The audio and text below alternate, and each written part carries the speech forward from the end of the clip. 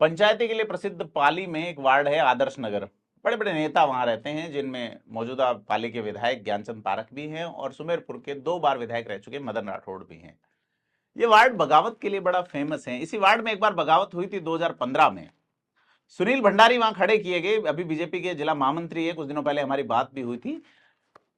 पार्षद के चुनाव में नगर परिषद के सभापति बनना चाह रहे थे, लेकिन लोगों ने किशोर सोमनानी को खड़ा कर दिया और बगावत ऐसी हुई कि सुनील भंडारी चुनाव हार गए। किशोर सोमनानी बागी होकर चुनाव जीत गए। बगावत एक बार फिर से खदबदा रही है आदर्श नगर इलाके में, लेकिन बगावत पाली में नहीं होगी। इस बार पाली में राकेश भाटी ताल ठोक रहे हैं। संजय ओझा सोच रहे हैं, यूआईटी के पूर्व चेयरमैन। क्या सोच का क्या परिणाम आएगा, यह देखने वाली बात होगी। लेकिन हम आपको बता रहे हैं कि ऐसा विधानसभा क्षेत्र जो कि फिलहाल बीजेपी का गढ़ है पिछले 10 साल से, और एक कांग्रेस की कद्दावर नेता जो कि 4 बार विधायक रही, फिलहाल 10 साल से मुख्यधारा की पॉलिटिक्स से दूर हैं। सुमेरपुर, जी हां, जवाई बांध वाला सुमेरपुर। जिस इलाके में जवाई बांध है, उसी सुमेरपुर इलाके की राजनीति एक अलग करवट लेने वाली है। बात पिछली शताब्दी की है, 1911, जहां तक मुझे याद है। शिवगंज जो है वो शिवगंज और सुमेरपुर बेसिकली तो एक जैसा, एक साथ का ही शहर है, लेकिन बीच में जवाई नदी गुजरती है और दोनों शहरों को 2 अलग हिस्सों में बांटती है। नदी के इस तरफ सुमेरपुर विधानसभा क्षेत्र है, उस तरफ सिरोही जिला और सिरोही विधानसभा क्षेत्र, इधर पाली जिला है। तो 1911 के आसपास जो सिरोही के महाराजा थे, उन्होंने कुछ जो व्यापारी थे उन पे कोई टैक्स बढ़ा दिए। व्यापारी मूव करके नदी के इस पार आके बस गए, व्यापार करने लगे। यहाँ जोधपुर में महाराजा सुमेर सिंह के नाम पे नया शहर बस गया सुमेरपुर, और इसी सुमेरपुर की राजनीति जो है वो अब खदबदाने वाली है। पाली के आदर्श नगर वार्ड का जहां जिक्र किया, वहां रहते हैं पूर्व विधायक मदन राठौड़। मदन राठौड़ उसी समाज के जाए जन्मे हैं जिससे प्रधानमंत्री नरेंद्र मोदी आते हैं। जी हां, घांची तेली समाज के हैं वो। सुमेरपुर में बड़ा वोट बैंक है, कुमावत समाज से अधिक वोट घांची तेली समाज के हैं। और पाली शहर के आसपास से ही यह विधानसभा चालू हो जाती है। पाली के इधर भी सुमेरपुर विधानसभा क्षेत्र और एक लंबे पट्टे के रूप में विधानसभा क्षेत्र चलता है। उस शहर जिसका मैं जिक्र कर रहा हूं, जिसका नाम सुमेरपुर है, वहीं तक ये सिमटी हुई नहीं है विधानसभा।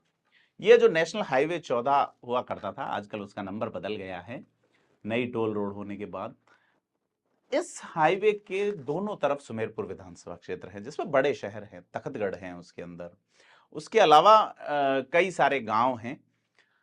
अब मदन राठौड़ ने बगावत का बिगुल फूंका है। जी हां, प्रधानमंत्री नरेंद्र मोदी की जाति के व्यक्ति हैं, बीजेपी के पुराने नेता रहे हैं, जिलाध्यक्ष रहे हैं भारतीय जनता पार्टी के, और 2 बार विधायक रहे हैं मदन राठौड़, और इस बार बागी हैं। आजादी के बाद से ही सुमेरपुर जो है वो सीट कांग्रेस के कब्जे में रही। एक बार यहां स्वतंत्र पार्टी जीती, फिर कांग्रेस के कब्जे में आ गई। 1977 में यहां से विज्ञान मोदी चुनाव लड़े और विधायक बने। फिर 80 में गोकुल चंद शर्मा कांग्रेस आई के एक बार जीत गए और कांग्रेस का वापस दबदबा हुआ। कांग्रेस ने 85 में यहाँ पे बीना काक को भेजा। बीना काक जो कि ठाकुर वाली परंपरा से आती है, ठकुराई है उनके पास, उनके परिवार के पास में रानी की, और रानी एक शहर है पाली के अंदर। और पहले एक राजाशाही के वक्त में वो ठाकुर ठुकराई वाला दौर चला करता था, तो उस वक्त बीना काक का परिवार जो है, उनके पूर्वज जो है सुखदेव प्रसाद काक जोधपुर रियासत के प्रधानमंत्री भी रहे हैं। जालोर में गोल उम्मेदाबाद उनकी जागीर रही है।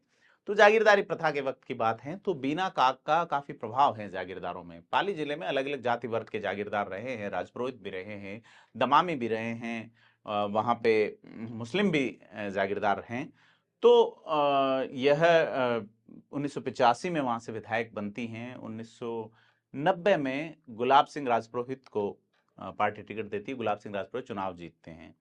फिर 1993 में बीना काक एक बार फिर से जीत जाती है। बीना काक एक बार फिर जीतती है 1998 में, गुलाब सिंह जीत नहीं पाते। फिर अब बीजेपी 2003 में टिकट देती है मदन राठौड़ को। मदन राठौड़ जिनका हम जिक्र कर रहे हैं, प्रधानमंत्री नरेंद्र मोदी के समाज से आते हैं, और 2003 में विधायक बनते हैं। 8 में मदन राठौड़ का टिकट कट जाता है। 8 में बीना काक खड़ी होती हैं कांग्रेस से, लेकिन सामने कमजोर प्रत्याशी जालोर के विधायक शंकर सिंह राजपुरोहित को सुमेरपुर भेजा जाता है। शंकर सिंह चुनाव जीत नहीं पाते।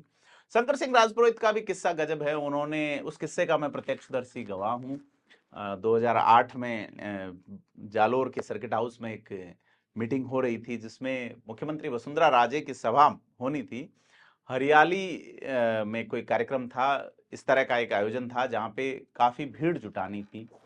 तो ऐसा आरोप चरली ग्राम पंचायत के सरपंच ने लगाया कि शंकर सिंह राजपुरोहित ने उन्हें 4 थप्पड़ मार दिए। लेकिन शंकर सिंह राजपुरोहित का कहना रहा कि उन्होंने थप्पड़ नहीं मारे।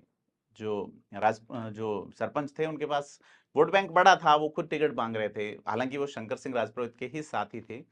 और इस आरोपों के चलते शंकर सिंह राजपुरोहित का आहोर विधानसभा क्षेत्र में बड़ा विरोध हो गया।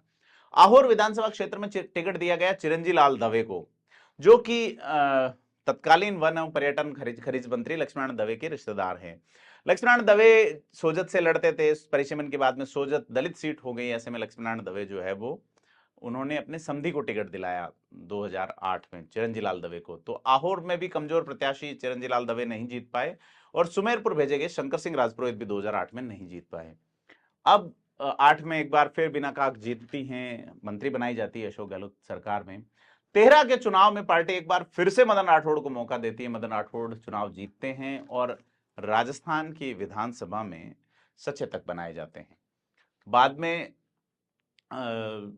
18 का जब चुनाव आया तो सुमेरपुर से मदन राठौड़ का टिकट काट दिया गया, बीजेपी की ओर से टिकट दिया गया जोराराम कुमावत को। नगरपालिका अध्यक्ष रहे थे और कांग्रेस ने टिकट दिया रंजू रामावत को। कांग्रेस से भी कमजोर कैंडिडेट थी, ऐसे में जोराराम कुमावत बड़ी आसानी से, बड़े मार्जिन से चुनाव जीत गए।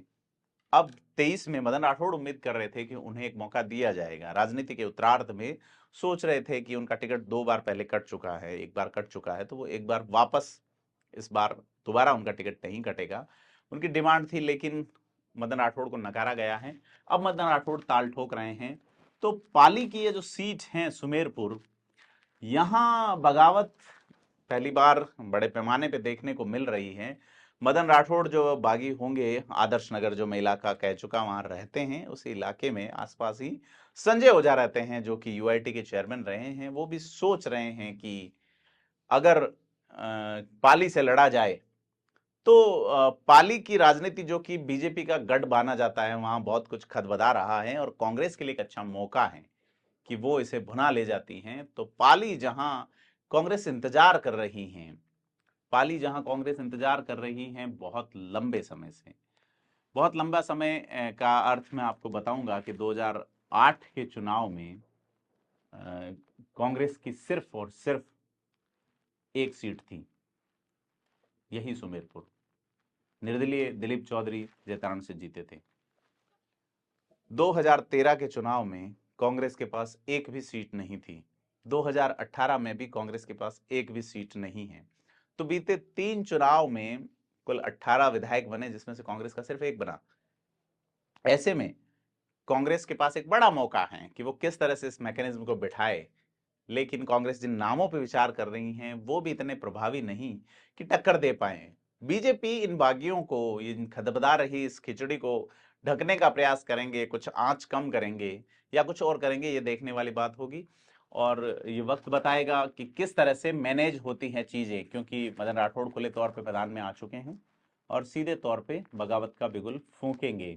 अब ये बिगुल में प्राण फूंकने से पहले बीजेपी क्या कदम उठाती है, इन सब पे नजर बनाए रखने के लिए आप सब्सक्राइब करें थिंक 360 को और वीडियो को लाइक शेयर जरूर करें।